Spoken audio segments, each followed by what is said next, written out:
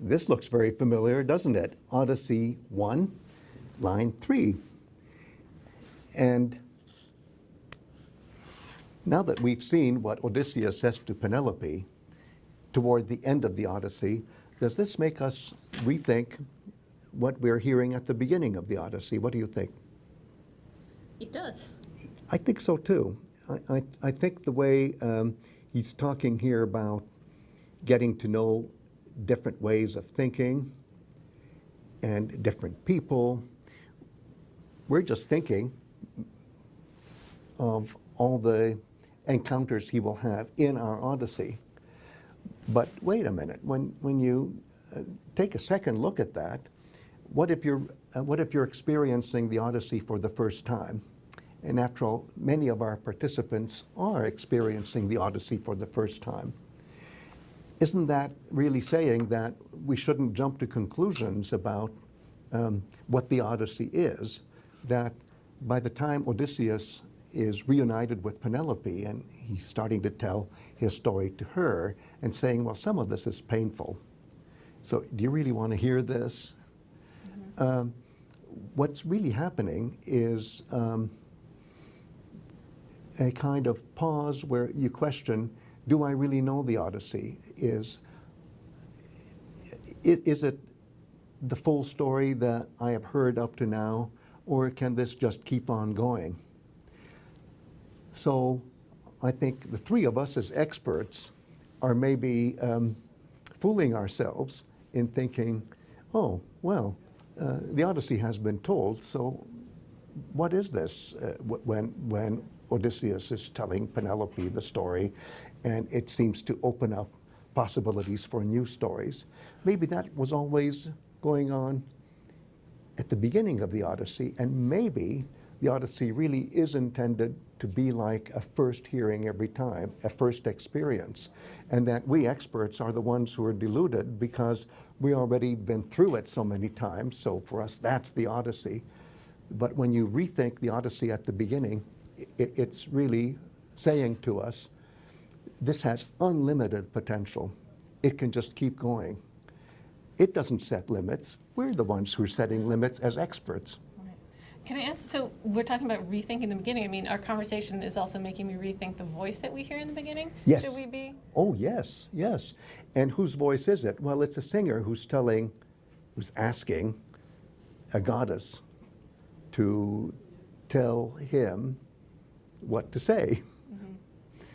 So what does that mean? And I would argue that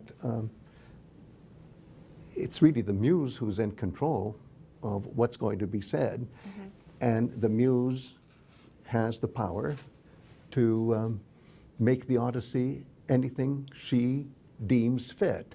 And after all, Muses are goddesses of total recall, so the Muse can just keep telling each time. And what I'm saying is that, in a sense, the people who are privileged in listening to the Odyssey are first listeners. When it comes to the excitement of having a set of adventures told you, and the open-endedness at the beginning of the Odyssey is part of the Odyssey. And if we become too expert, then we limit, we confine, we say, oh, this is the Odyssey, but that isn't. And that, in a sense, takes away from the beauty and the pleasure of the storytelling. And I go back again to the model of the Baron von Münchhausen, who's going to stay alive as long as there's a little girl who wants to hear the next story. Oh, I can't get enough of it. I want the next one, and I want the next one. Wow. So when the beginning of the Odyssey is speaking about Odysseus going to different people, in a way, all this infinite series of audiences are imagined. Yes. And the Odyssey just keeps absorbing yes. new and new cities and new modes of thinking. I think so too. And I think that the reason that Teiresias isn't mentioned there is that would put limits on it. And and by the time Odysseus tells the story to Penelope and says, well, this is what Teiresias told me. Well, if he's saying that at that point, it looks like now we have the license to continue. But you can't really say that at the beginning. You can only say that towards the end, which is not really an end because it's ready to be jump-started into another retelling. Can I ask another question? Please. So sorry. Yes. So now if we're thinking about the voices of Yes. people who are telling us Yes. about the story, and we're thinking about Odysseus as a storyteller, Yes. if we think about hero cult as a context Yes. for the hero Yes. relaying information Yes. to the participants of the hero cult, I mean, Yes. that's an important context to think about too, maybe? Oh, yes, and certainly that's why we read Philostratus, because there you see the worshiper achieving a mental communion with the worshipped cult hero, and because of that mentality, being able to get into stories that are not contained in the Homeric Iliad and Odyssey. I quite agree, and I think we should just invite our listeners and viewers to think even more about the beautiful way you put the question, which is, whose voice is it? I tried to give one answer, which was in terms of the all-knowing Muse, the goddess of total recall, and how the Muse can keep on saying the story over again. It's certainly true that Odysseus is a medium for it when he's telling the story to Penelope, but it doesn't depend on Odysseus. It really depends on the epic tradition, and the epic tradition depends on the Muse.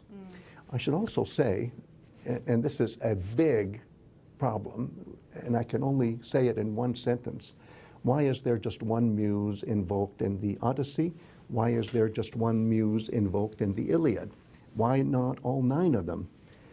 And just my half a sentence answer, and then I think we should save that topic for another dialogue.